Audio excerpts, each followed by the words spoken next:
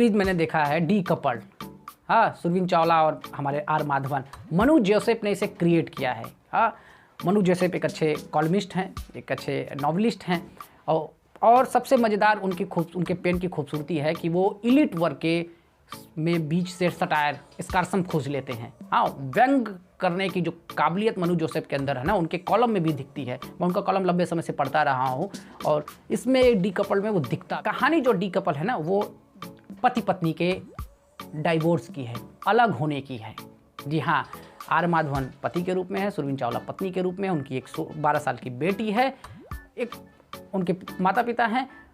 कैसे एक पति पत्नी अपने शादी को झेल नहीं पाते हैं, लंबे चले शादी को झेल नहीं पा रहे हैं और अब शादी से अलग हो रहे हैं, यानी कि डी कपल्ड हो रहे हैं। तो ये कहानी उन्हीं के आपसी तालमेल, पत्नी बिजनेसमैन है, पति नॉवलिस्ट है, एक हाई फाई सोसाइटी में, एक लीड क्लास में वो रहते हैं, तो कैसे उनके बीच रिश्ते बनते हैं, कैसे उनके बीच रिश्ते बिगड़ते हैं, कैसे वो एक दूसरे को बुली करते हैं, कैसे एक दूसरे को परेशान करते हैं, कैसे वो एक दूसरे के साथ बॉन्डिंग बनाए रखते हैं अपनी बेटी के लिए, बेटी को कैसे समझा पाते हैं, और पर्यावरण को लेकर के क्या मैसेज है, सोसाइटी को लेकर क्या मैसेज है, लोअर क्लास के मेड नौकरानियों को लेकर क्या इस कहानी में पिरोई गई है। मनु जोसेफ ने खूबसूरत से कहानी लिखा है, इसका व्यंग खूबसूरत है, कहानी पूरी तरह से इलीट वर्ग क्लास की है।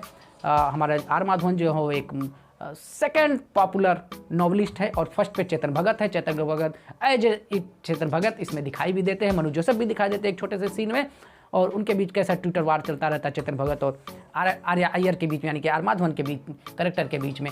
तो कहानी जो है कैसे दिखाती है, उसमें व्यंग भी करती है। मनु जोसेफ का खासियत ये है कि उसका कारसम खोल लेते हैं, वो सटीक नब्ज को पकड़ते हैं इलीट क्लास के, चाहे उनके इलिचिट ऑफ हैप्पीनेस देख लीजिए या ये कहानी देख लीजिए। तो बहरहाल आप इसे ज़रूर देखिए, आप बहुत सी चीज़ें सीख पाएंगे। और इनफैक्ट अगर आप गरीब परिवार से आते हैं, आपने अगर वो चीज़ें या उन सोसाइटी के आबो हवा, उनके मिजाज को नहीं समझा है, कैसे समझेंगे, गए तो है नहीं कभी।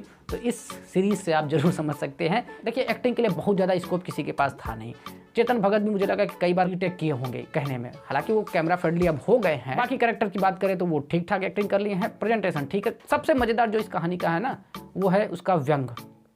उसका व्यंग जो है वो चुभता है, वो भले ही कॉमिक शैली में हो, लेकिन वो आप समझ पाएंगे उसके तासीर को, उसकी गर्माहट को, उसके प्रभाव को। तो बहरहाल मेरी तरफ से ये, अगर आप देखना चाहें तो ज़रूर देख लीजिए। मैंने तो एक सिटिंग में इसे देख लिया है और छोटे छोटे एपिसोड हैं, आधा घंटा 35 मिनट के, आप इसे निपटा लीजिए, मज़ा ही आएगा। मनु जोसेफ के खातिर आप इसे देख लीजिए, आर माधवन के खातिर ही आप इसे देख लीजिए। अगर वीडियो आपको पसंद आया हो तो लाइक कर दीजिए, अभी तक सब्सक्राइब नहीं किए हैं तो सब्सक्राइब करके ही जाइए। मिलेंगे नेक्स्ट वीडियो में, अपना ख्याल रखिए। जय हिंद।